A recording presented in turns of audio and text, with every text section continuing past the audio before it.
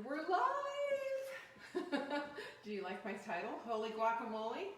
Today we are in the kitchen and I'm just going to show you how to do a basic guacamole. And you know why? Because guacamoles have been absurdly messed with. It's a very simple thing. And this guacamole is going to be something that's I'm going to show you exactly how to respect the avocado. Your avocados are beautiful. This is actually a fruit. And I'm going to show you something that you're going to, maybe you didn't know, that they grow in pairs, kind of like this. And they have been known in circles, by the Aztecs especially, to be fertility fruit for men.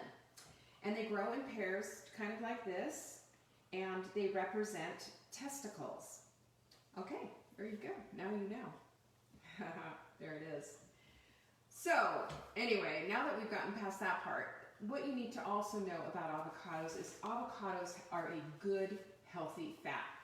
Yes, they are high in fat. They are very high in fat. They're also high in fiber, and they have lots of minerals, vitamin A, all kinds of things, and they are amazingly good for you if you want beautiful skin, hair, nails. You want to be friends with the avocado. It also helps to satiate and makes you feel good. Who knew? So, guacamole starts with perfectly ripe avocado. Now these ones are going to be difficult to show. The first thing I wanted to show you was that the little stem part that's in there, there's a little stem that oftentimes are in there, sometimes it's not, but if you pull that stem out, you should be able to see a slightly green indentation with brown along the outside, okay? Really easy. The other thing that you need to know is that you want it to turn this color. It is almost black, but black and squishy means that it's past the point of no return. And you know how it is with avocados, right? Avocados become ripe and then they're not. So to stop them from being ripe, when it gets to the perfect place, you're going to want to pull them off of the countertop or out of a drawer because they ripen up faster in a drawer, and put them into the refrigerator to stop the whole process. But do take them out beforehand when you're getting ready to make something with them, because cold guacamole just isn't the same, and it tastes better, as a matter of fact, when it is made with without the benefit of the refrigerator. Okay, so this little avocado and these little avocados, this is going to be the basis for my guacamole. And one of the things that you need to understand is that when you slice an avocado open, you do not do it in your hand. I've explained that before. It's called avocado hand. Hand surgeons have named it avocado hand. And the reason they call it avocado hand is because people slice through here and then they have to have hand surgery. I personally know someone who's having a birthday today, by the way, my friend Jenny. And that's how she did it. So the way I do it is right here. Okay. Hard to hear you, getting closer. Okay, thank you. The way that I do it is to get really close up. Boy, I feel like you're in my face. Are you in my face? Yep. Okay. Hello. Okay. So when I open it up like that, and I showed you how I just did that, it's real easy to put this in. And then I use this little handy dandy tool. It's an avocado slicer. If you use a lot of avocado, my strong suggestion is that you do this. Watch how this just transforms the avocado. It doesn't waste any of it. Pulls it through. No, won't pull through there. Look at that. And into the bowl. And see, if I went through it all, you could see all the different slices, but it's basically sliced up easy in there. So there's my garnish bowl. Also, you take the stem out, or the seed out, easy, by doing this, by doing that. See, very easy to come out. And again, and I start at the big end of the avocado with the avocado slicer. And don't get any skin, skin's evil. This is also another name for this is the alligator pear. Isn't that interesting? I'm just full of all kinds of interesting information today, including fertility info. And there. One more. And again, do not slice this open in your hand. Do not do this. Put it on a board, make your slice, and then just move the fruit along.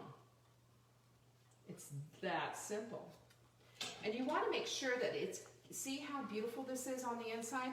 It needs to give just a little bit. Not a lot, but it needs to give a little bit. There we go. We'll get the rest of this out.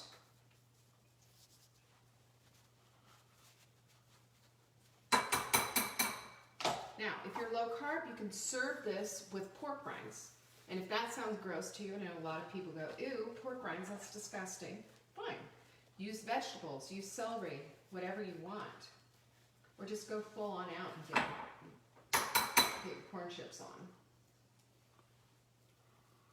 Or serve it on the side. There you go. All of that has been dealt with. Next up is cilantro. Now, I've got this here to show you how to do cilantro. When you get it home from the store, take it out, make a fresh cut on the bottom, and put it into a jar with some water, just exactly like I have it here. Whoops. Back you go, my friend. Every little leaf is important. And do this. And then put it in the refrigerator just like so. Any bag will do. Make sure a little bit of air can get in there. Don't make it tight. And this has been in our refrigerator for a week. That is a long-lasting cilantro because this is how we treat it. Now when it's time to use it, of course you're going to want to wash it. Okay, and then you go through and make sure that you don't have any skanky stems in there or anything nasty. Like I had a couple right here. Just kind of go through and pick out any yellow leaves, anything that's nasty. And then, yeah, that's all right. You have questions? What's the perfect way to tell if one is ripe and ready? Okay, so what you want is super dark skin, right? Dark skin. You want to be able to have a firmness to it and so that it just barely gives as you touch it. You want to make sure that if you do have a stem in it, if you pull the stem out, it is a little brown around the outer part of it, the diameter of the stem part that you took out, and the indentation is slightly green. That's the best way to tell. And even still, you might have a surprise like, wow, what happened here? This looked like it was going to be the perfect avocado, and you open it up inside and there's black spots everywhere. It's really hard to tell sometimes, and I think that has a lot to do with the fact that, you know, there are times when the avocado is just treated poorly in the store or something. So, and the other thing is anything that you're cutting through has to be washed. Wash your avocados, wash your limes, wash your onions, wash your melons. Even though you're not eating the outside of it, you're still taking a knife and putting the knife through it to the flesh of that fruit or vegetable, and you're carrying any contaminants that are on the outside of it in. So everything has to be washed before you slice it. So this right now, I have my, that's kind of, all right. So I have my good friends here, the cilantro. And I do a fresh cut on the bottom, and then I go for it and do a big chop. Okay, and I take mine and fold it in half. What I'm trying to do is concentrate it up together so that it's easy to chop. And the other thing to think about, you know, when we're doing this, is cilantro is one of those things that some people just say, ew, it's disgusting, it tastes like soap. That is a genetic thing. Some people are like that and taste that. The other thing is to understand that parsley and cilantro are basically in the same family, and they both act like detoxers. They help to take the heavy metals out of your body naturally. So every time you eat this stuff, it's awesome. There you go. What do you wash them with?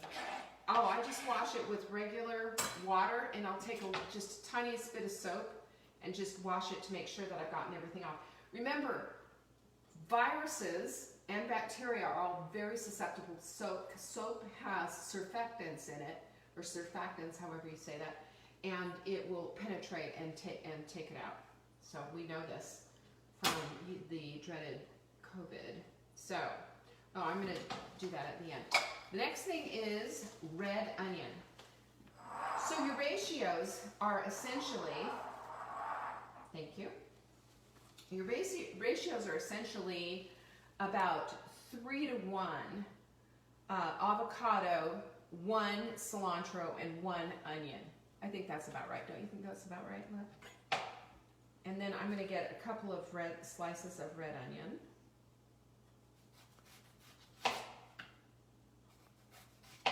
That's enough, probably. Okay. And we're going to give that a fine chop. Not too fine. And also, when you make this, when you're stirring up your avocado and to make your guacamole, you don't want it whipped. You don't want it completely smooth. A couple of lumps here and there let you know that this is not some, garbage from the freezer. This is like the real deal. And I have a real appreciation for that. This is my cute little onion holder. Isn't it so cute? I show that every time, don't I? Anyway, so I've got my onion slices. And as you can see, what I'm doing with my hand here, I should have a towel over here to keep, here. I've got a wet cloth. That'll be better. That'll help me out. You always want to have the stability factor underneath. There you go. That's not going to move. All right. So that your board is stable while you're using this big heavy knife and chopping with your fingers so close. And when you're scooting stuff on your board around, which I do all the time, just make it a habit to flip your knife over so you're not messing around with the blade. And then I go through and just give it another chop. I wouldn't normally, but this is how Mark likes it. Aren't I so sweet? You're so sweet. I am so sweet. There we go. Get that off. And then again, we're using the knife. Get that onion in there. Rolling, rolling, rolling. Okay. Last step on the list is lime. Now I cut my lime like this. This is how I saw them doing this in Mexico. And I noticed that what happens with it is that you get a better squeeze. You get more out of it. Can you see this? Mm-hmm. Okay. Fresh lime. Not in the bowl. In the bowl. I did it in the bowl. Goodness gracious. People, help me out. I have my friends, They will take care of me. Okay, so it's not quite half a lime. I would say, it's a good sized portion of lime. You can do it to taste, but if you'll notice, this is just a very basic avocado, and then there's a little bit of salt that we use. I should throw it over my shoulder. That's what they do, And at this point, we just go through and take what we have here and just give it kind of a little choppity chop chop. Oh, I also need a little salsa left. Can you get that out of the fridge for me? I forgot that part. Here's the thing you need to know about guacamole. Avocados are tender, delicious, rich, creamy, and a very delicate flavor. What you want to do is accentuate that. You don't want to overwhelm it. And you know how much I love my garlic. But let me just say this about garlic. Garlic and avocados don't get along very well. What happens when you use garlic in your guacamole is it overwhelms it. So does cumin. So keep it simple and use the freshest possible ingredients with red onion, better than white, even though white onions just is good too, but the red sweet Spanish onion is amazing with it. Fresh cilantro, fresh lime, a pinch of salt, and a decent salsa, about a tablespoon for 2 avocados. And that, my friends, is essentially it. And again, remember what I said?